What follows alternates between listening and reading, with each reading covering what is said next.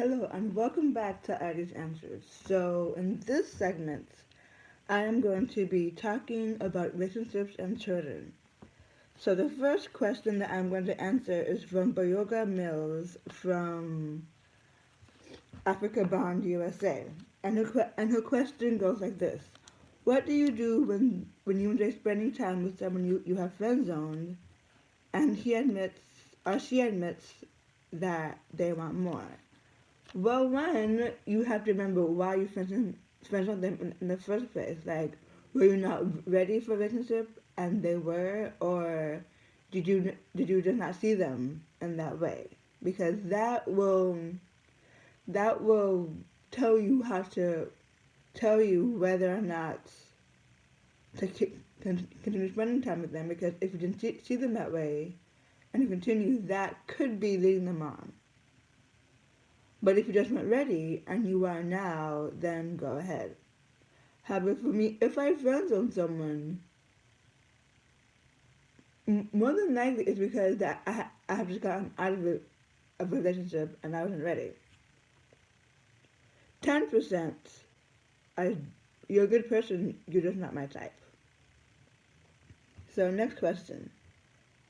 By the way, all these questions I posted down below. So if you want, if you want to comment on the questions, they're down below. Next question states, what is the importance of ensuring our children can speak our mother tongue? So this is for people who come from different countries like China, Africa. For me, my mom's from Nigeria, so this question is personal. And it's extremely important because if we don't teach our children our mother tongue, who will?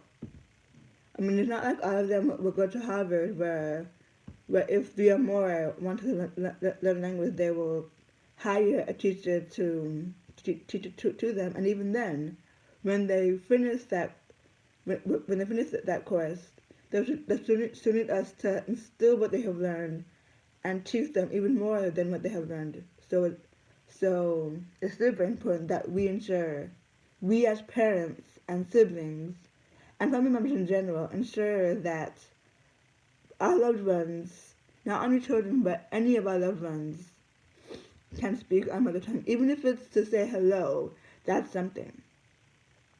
The second part goes, does living abroad encourage this practice? The answer to that is simple. Look at yourself. You, if you live abroad, think, how much of your mother tongue do you know after living abroad? If the answer is 50% or less, then you know that living abroad does encourage it. However, that just because it didn't encourage it now does not mean that you can't change that. You can change that by spending some time with them and teaching it to them. It could be something as easy as numbers or greetings or even how to start a conversation. Anything helps, is what I'm saying. Next question. Oh, question 2 was from Omoro Lisa, also from Africa Bond USA. The third question is from Yami Ray, also from Africa Bound USA. His question goes like this: what should one consider before deciding to have a child? Having a child is a very rewarding process, but it's also very tiring and challenging, both mentally, physically, and emotionally. I am a single mother myself, so I know this. My child is 2, and she is literally 2 going on 20. Anything I try to do for her, she would try and do it for herself, whether it's brushing her teeth or brushing her hair. But there are other times when I look at what she's done and I think, why? Just why was that needed or necessary? Like my child now is going through her scribbling phase, meaning she'll scribble on anything, including herself. Like, if I showed you my walls outside of where I'm streaming right now, you would realize that, yeah, she's gonna be a writer because she scribbles a lot. She scribbles on the walls, on paper, on books. and if there's nothing to scribble on, she will scribble on herself. She's also trying to talk as much as she can, which is adorable because she can't talk yet, but it's still adorable. But seeing her grow from a tiny baby who I could lay on me and sleep peacefully to a 2-year-old who wants to lay on me but can't because I won't be able to breathe is a very rewarding process because that means that she is growing steadily and healthily and that all her and everything is going great and that she's developing perfectly. Like, although she can't speak well, which she will in Jesus' name, amen, she can do many other things. Like she can practically dress herself. She can put on her pants by she helped me dress herself by putting her arms to the sleeves, putting her legs to the pants, putting her feet in socks and shoes. And she loves water, so bathing her is very easy. It's just getting her out of the bathtub after the bath is over. But yeah, so I got off track. Before deciding to have a child, one, volunteer at a daycare and see how you feel after a day of daycare. If you can't handle a day of daycare, you can't handle a child. Because a daycare is like 10 children. And if you can't handle 10 children, you can't handle one because children are a handful. One day they make you happy, the other day, another day they'll frustrate you to no end. And then another day they'll do something so adorable that you forget why you're frustrated and then just run up and hug them. So you have to be mentally and emotionally prepared for all the ups and downs of childbearing. And if you can't handle gross stuff like poo, now then you should not have a child because they will poo, and they will poo a lot. I know my child's too. So I've changed my share of poopy diapers. So yeah. Also financial wise, taking care of a child is expensive. Like my child wears size 5 diapers.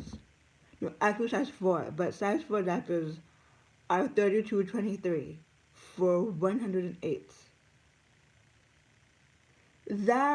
And that's a big box. That big box will last you probably a couple of months.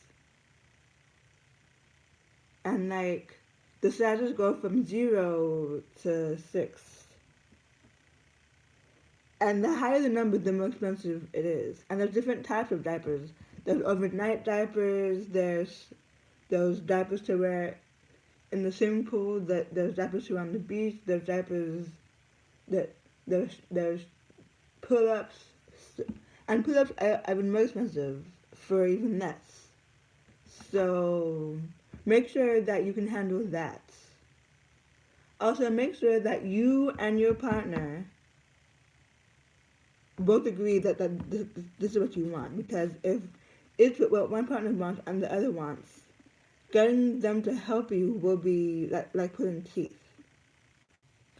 So that's my answer to the third question. The fourth question is more of a fill in the blank. Women appreciate men that blank. Women appreciate men who are honest. Like for example, if we went shopping and I tried on a dress, and I actually does this dress the girl me don't say, it looks okay. If you think it looks ugly, tell me, because I'm asking your opinion because I want your opinion, not because I think one thing and that's that, but because I honestly want your opinion. 2, women appreciate men who are straightforward. Basically, don't beat around the bush. If you want something, tell her. Don't be like, so about this thing, I was wondering. So basically, tell her what you want. Just like just like she'll tell you what you want. You also tell her what you want, because a relationship is a two-way street. Because you tell her what she wants. I mean, you tell her what you want, and she tries her best to do it and keep you happy. And she tells you what she wants, and you do the same. Just like communication is two-way, so is a relationship. So, anyways, that's my opinions on those four topics. What do you think? Please comment below, and also like, and if you like what you heard on this video and any other video, please subscribe to my channel, ID's Answers. And also like my pages. I have a Facebook page, an Instagram page, and a Twitter page. If you have any questions you want answered, also post them there. I'll comment them on any of my pages. Also send me a DM. I respond quickly to all my DMs because my phone is always with me. But anyway, bye.